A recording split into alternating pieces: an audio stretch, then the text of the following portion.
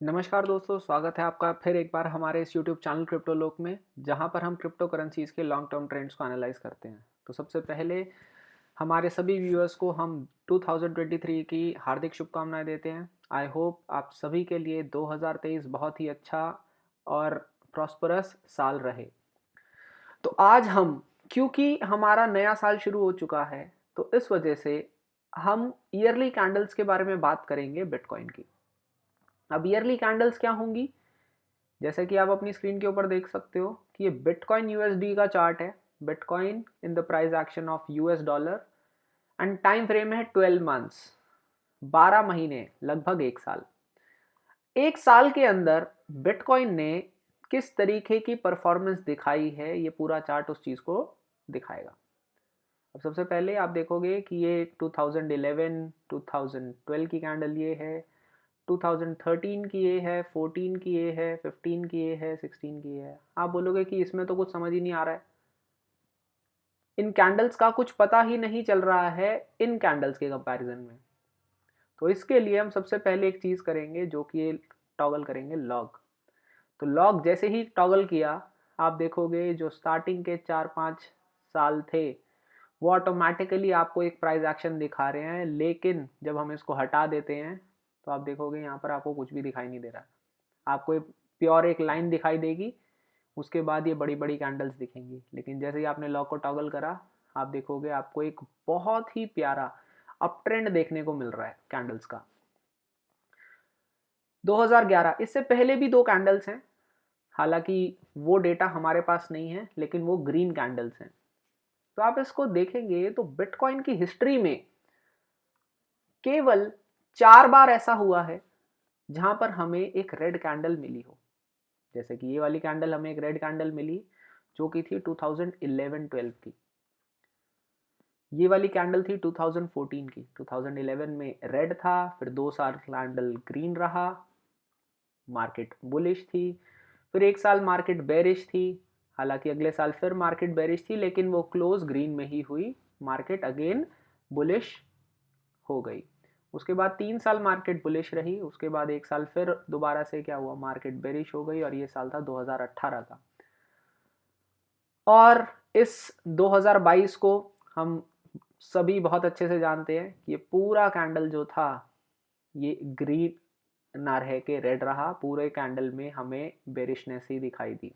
और यहाँ पर बहुत लोगों ने ये बोला भी कि बिटकॉइन ख़त्म हो जाएगा और ज़ीरो हो जाएगा, लेकिन अगर हम इस चार्ट को देखें तो ऐसा सेम सिनेरियो 2011 में भी हुआ है।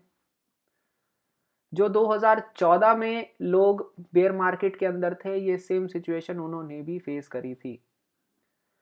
जो 2018 में लोग बेयर मार्केट में रहे हैं, उन्होंने भी ये सेम सिचुएशन फेस करी थी, और आज हम भी इसी सेम सिचुएशन को फेस कर रहे हैं। हालांकि इस बात को हम एक सिंपल मेथड से भी समझ सकते हैं कि क्योंकि बिटकॉइन एक अप ट्रेंड में है, आप देखोगे इसकी वैल्यू बढ़ी रही है, अप ट्रेंड में ही है, और लॉग स्केल पे अप ट्रेंड में है, तो हम कह सकते हैं कि इसकी वैल्यू बढ़ती जा रही है। जनरली लोग ये वाला चार्ट देखते हैं जिसके अंदर ये ट्रेंड लाइन उन्हें कुछ दिखाई ही नहीं देगी। उन्हें लगेगा कि भाई यहाँ पर तो ये ज़ीरो था, इसके बाद ये बढ़ रहा है, अब ये कैंडल्स बढ़ी, अब ये वापस से कैंडल रेड हो जाएगी और वापस से बिटकॉइन नई नई प्राइस पे आ जाएगा। लेकिन हमारी ग्रोथ कर्व्स की स्टडी ऐसा बिल्कुल नहीं कहती। ग्रोथ कर्व सिंपली कहते हैं कि हमारा जो चार्ट होता है, किसी भी टेक्नोलॉजी का अडॉप्शन होता है, तो वो पहले बहुत स्लो ग्रो होता है और उसके बाद एकदम से बहुत मोमेंटम पकड़ लेता है। तो ऐसे ग्रोथ कर्व्स को स्टडी करने के लिए हमें लॉग स्केल का ही सहारा लेना पड़ता है, और जहाँ पर हमें प्योर इंडिकेशन ये दिखता है कि हमारे बिटकॉइन की वैल्यूएशन जो है ये समय के साथ बढ़ रही है। तो ये वाली चीज़ हमने डिस्कस करी। अब इसके अंदर एक और चीज़ डिस्कस करते हैं। हमें इसके ऊपर एक मूविंग एवरेज लगाते हैं, जो कि है हमारी 5 मूविंग एवरेज। ध्यान रखिएगा, ये एक साल का चार्ट है, इसके ऊपर हमने एक मूविंग एवरेज लगाया 5, यानी कि 5 साल का एवरेज प्राइस, जो कि लगभग लगभग 60 महीने होते हैं।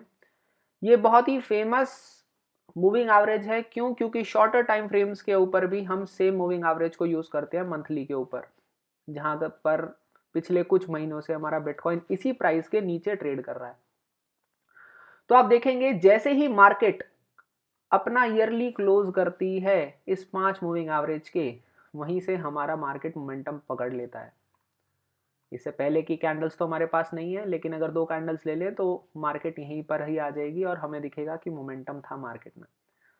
आप देखोगे ये वाली कैंडल के अंदर मार्केट ने इस मूविंग एवरेज के ऊपर क्लोज किया, रैली हमें दिखी, अगली बार सपोर्ट उन्होंने इसी मूविंग एवरेज के ऊपर बना लिया, उसके बाद रैली हमें एक और देखी, इस बार हमारा मूविंग एवरेज 5 के ऊपर नहीं आया है। तो हम यहाँ से इंडिकेशन एक ये ले सकते हैं कि जैसे ही बिटकॉइन इस मूविंग एवरेज को क्रॉस करेगा, जिसकी वैल्यू लगभग इस समय 23,000 24,000 के आसपास है, $24,000 $23,000, बिटकॉइन का प्राइस जैसे ही इस मूविंग एवरेज के ऊपर आता है तब हम बिटकॉइन के अंदर एक अपवर्ड मोमेंटम देख सकते हैं। तो ये एक मूविंग एवरेज थी। इसी के साथ एक बहुत फेमस मूविंग एवरेज है, मूविंग एवरेज 10, जिसके बारे में कोई बात कर नहीं रहा है लेकिन हम करेंगे। 10 मूविंग एवरेज बताएगी कि पिछले 10 साल का बिटकॉइन का जो एवरेज प्राइस है वो कितना है। तो आप नेट पे बहुत सारी वीडियोस के अंदर एक 13,700 समथिंग का एक प्राइस लेके चल रहे होंगे बिटकॉइन का। वो कहाँ से आया है? वो इसी मूविंग एवरेज से आया है, जिसकी वैल्यू आप इस समय देख सकते हो वो है 13,600 या 500।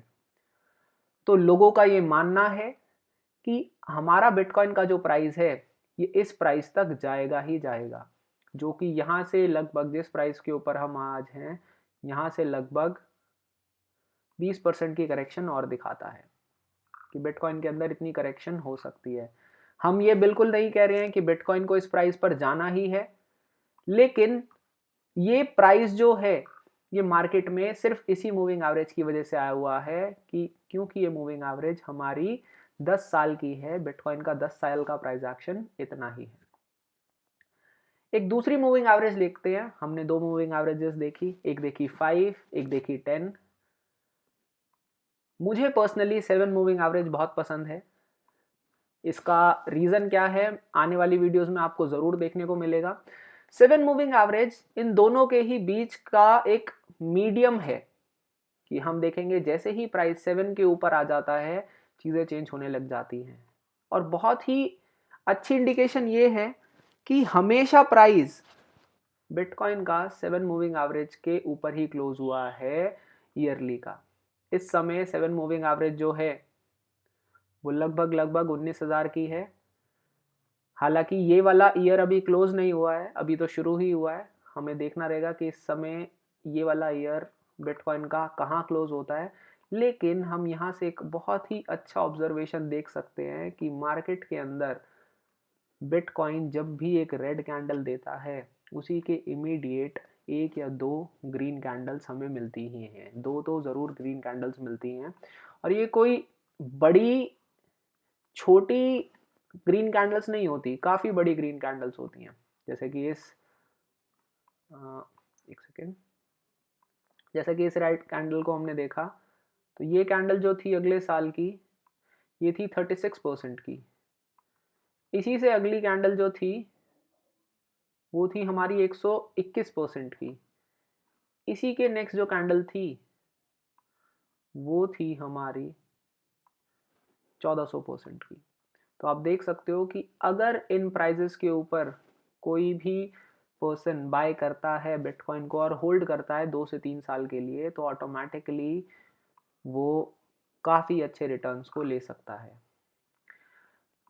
तो दोस्तों यहाँ पर हम इस वीडियो को एंड करते हैं, और हम आपसे जानना चाहेंगे कि आपको क्या लगता है कि 2023 बिटकॉइन के लिए बुलिश होगा या बेरिश होगा। हमें अपने व्यूज़ कमेंट सेक्शन में लिख के ज़रूर बताएं।